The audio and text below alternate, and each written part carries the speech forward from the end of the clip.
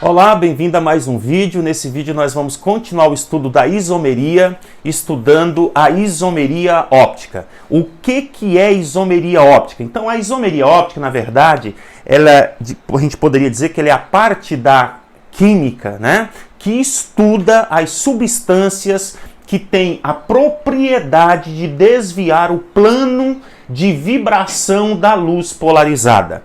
Essas substâncias são, por isso, denominadas de isômeros ópticos. Então, o que está escrito nessa definição?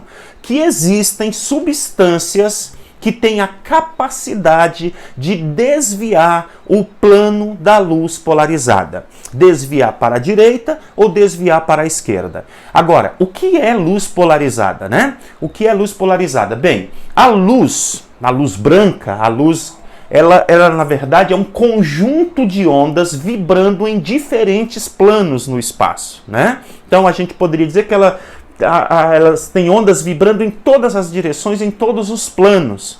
Se você submeter a luz natural a um instrumento chamado polarizador, né? Esse polarizador, o que ele vai acontecer? Ele vai filtrar apenas e deixar passar apenas um tipo de onda. Ele vai absorver, né, as ondas, deixando passar apenas ondas que vibrem num único plano, tá? Então ele vai filtrar, ele vai absorver as outras ondas que vibram em outros planos, deixando passar apenas um tipo de onda apenas, tá certo? Esta luz que passa pelo polarizador, né, formada por um conjunto de ondas vibrando num único plano, a gente chama de luz polarizada. Aqui tem mais uma ilustração mostrando os diferentes planos de vibração da luz natural, né? E aqui um polarizador vertical, deixando passar as ondas apenas que vibram no plano vertical. Essas ondas que passam é chamada então, né, esse conjunto de ondas é chamado de luz polarizada. Pois bem, então, existe um instrumento chamado polarímetro, aonde você coloca a substância num tubo, né? E você submete esta substância à luz polarizada. Então, você tinha a luz branca, essa luz branca passa então pelo polarizador, e aí a luz polarizada atravessa a substância que você está analisando. Se essa substância for opticamente ativa, ela vai desviar o plano de vibração da luz, ou para a direita ou para a esquerda.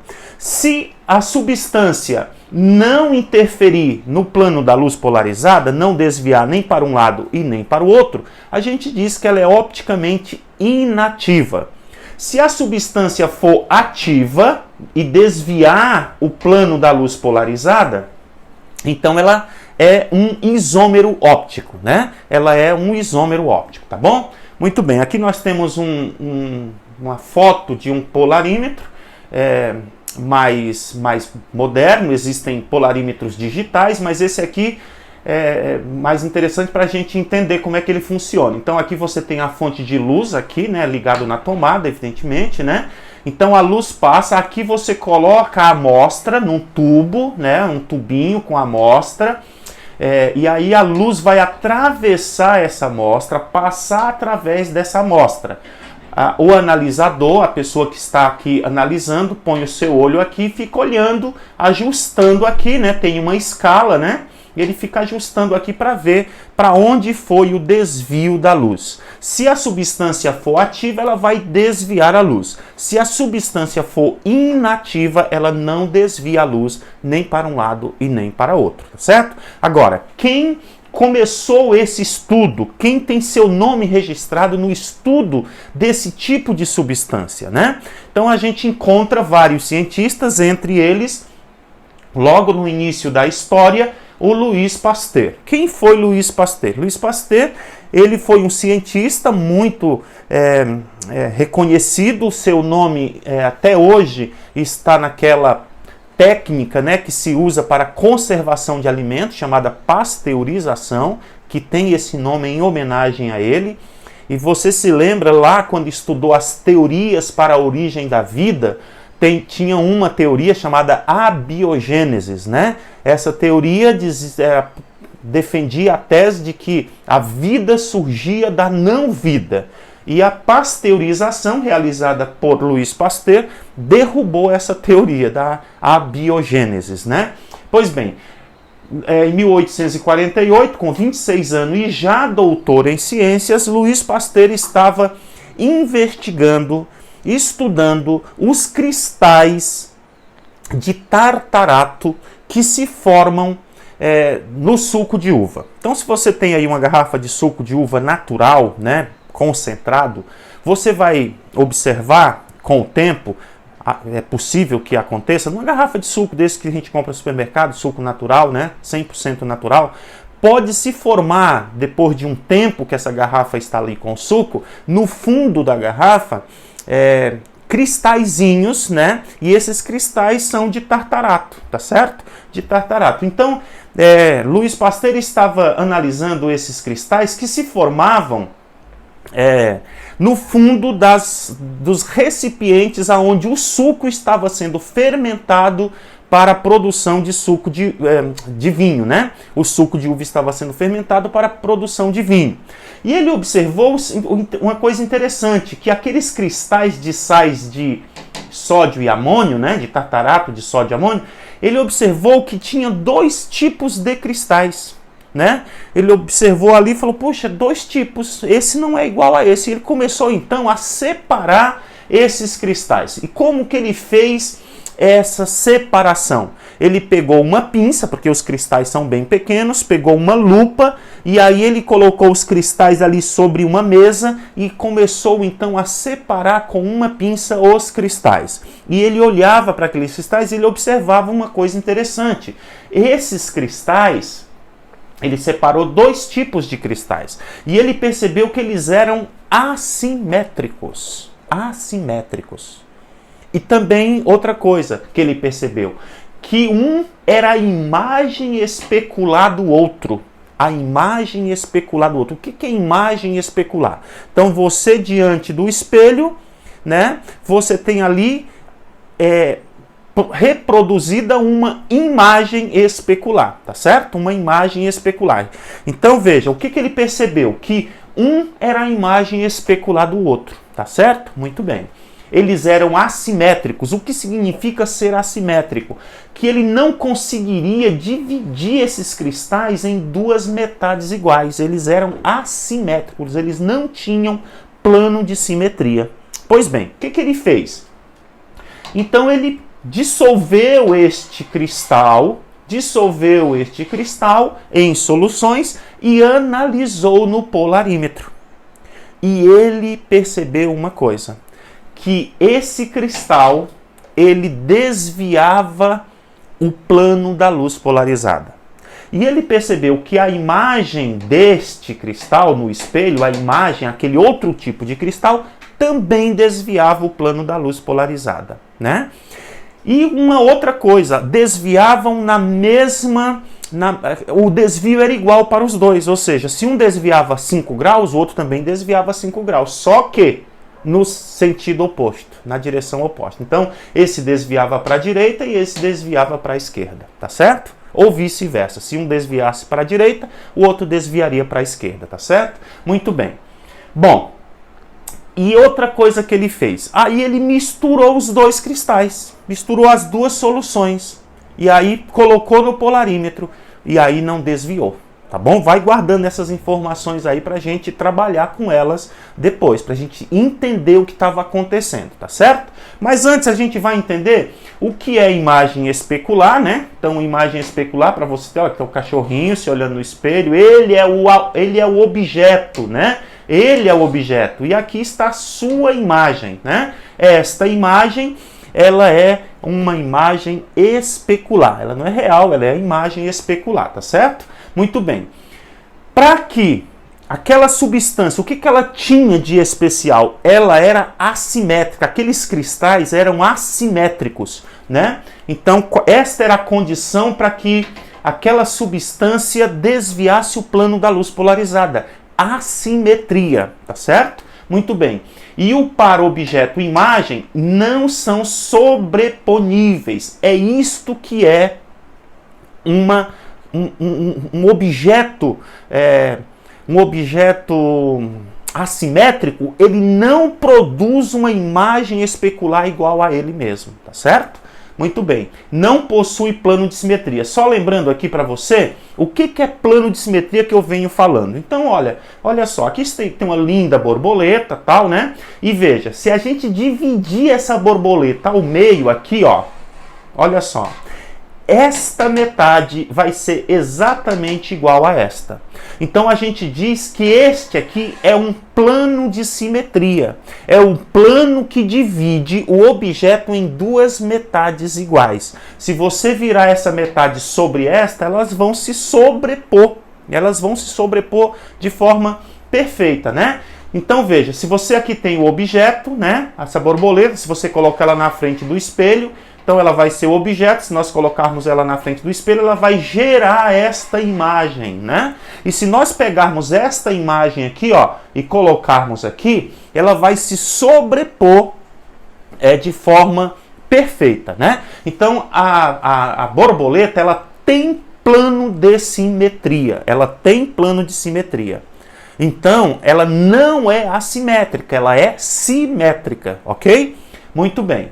Agora veja no caso da mão, né? Se nós colocarmos a mão esquerda na frente do espelho, a imagem da mão esquerda vai ser a mão direita, tá certo? Então esta é a imagem especular desta, tá? Então, só que esta mão, ela é diferente desta. Se eu tentar sobrepor, não vou conseguir. Não vou conseguir, os dedos não coincidem, né? Mostrando que são dois, a imagem e o objeto são diferentes, tá certo? Quando a gente trabalha com a química, a gente faz o seguinte, olha só, o que é uma substância? Isso vale para as substâncias também. Então, o que é uma substância assimétrica? Olha só que bonitinho. Então, isso aqui tem uma substância. Eu vou colocar ela na frente do espelho. Olha só. Colocando aqui a imagem dela. Olha só. Tá aqui a imagem dela. Se você ver, esta aqui é o objeto. Aqui é o espelho, isso aqui é a imagem. Ó, vermelhinho para cima, verdinho para lá, os amarelinhos aqui um de frente para o outro e os branquinhos para trás, tá certo? Então, esta é o objeto e esta é a sua imagem. Acontece que esta molécula, ela não tem plano de simetria, assim como a mão, né? Não dá para dividir esta molécula em dois pedaços iguais, assim como não dá para dividir a mão, né? Se a gente tentar dividir a mão aqui, ó, esse pedaço vai ser diferente deste. Se eu tentar dividir a mão aqui, imagina, esse pedaço é diferente desse. Então, a mão, ela é assimétrica, assim como estas moléculas, tá? Então, observe, olha só.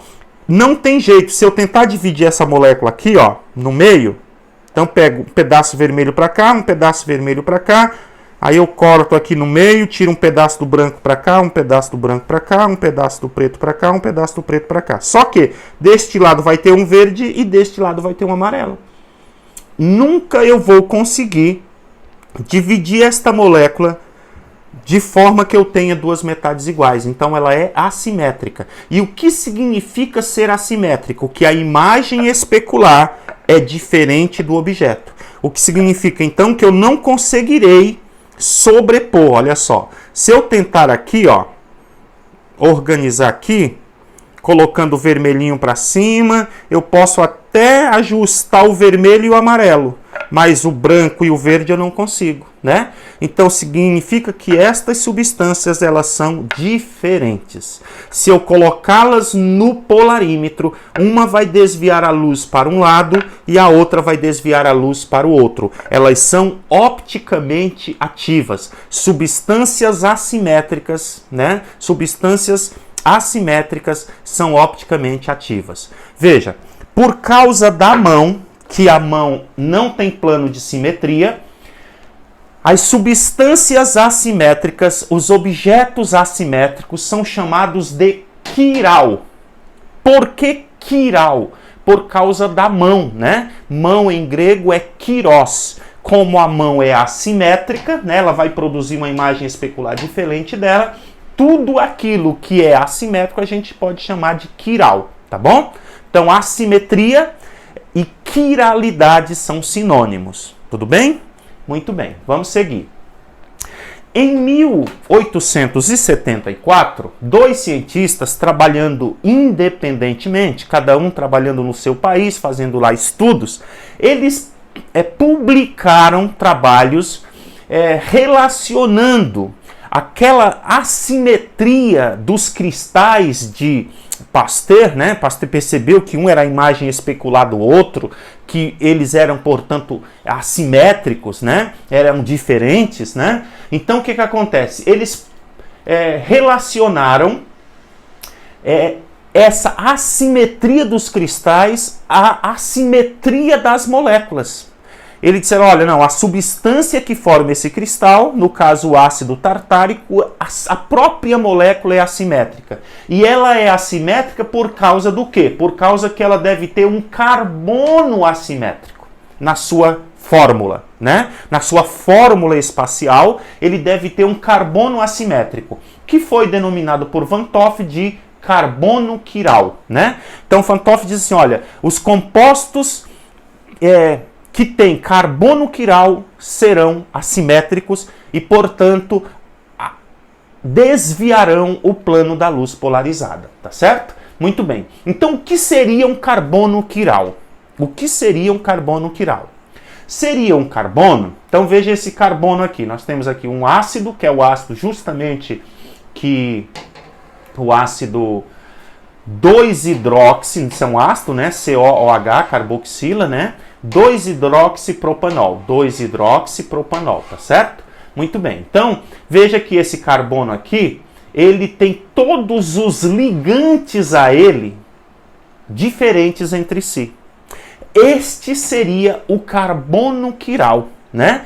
Esse carbono faz com que este composto seja assimétrico. Não dá para dividir esse composto, assim como este, né? Olha só. O que é um carbono quiral? É um carbono que tem todos os 4 ligantes, né? Ó, os 4 ligantes diferentes entre si. Tá certo? Tá? Esse carbono aqui é um carbono quiral, tá? Então, é um carbono que apresenta os 4 ligantes diferentes entre si, tá bom? Então, olha lá, carbono quiral tem 4 ligantes, ele é um carbono que tem hibridação sp3, portanto, ele tem 4 ligações simples, né? A gente chama de ligações sigma, ele tem 4 ligações sigma, e estes ligantes, os 4 ligantes, são diferentes entre si, ó. R1 diferente de R2, também diferente de R3 e também diferente de R4. Esse tipo de composto que tem um carbono quiral, ele vai apresentar, ele terá uma imagem especular diferente dele. Ele vai ter, então, isômeros ópticos. Ele vai ser alguém que desvia o plano da luz polarizada para um lado. E a sua imagem desviará o mesmo grau para o outro lado. Tá certo? Na próxima aula nós continuaremos com esse assunto interessantíssimo. Até mais.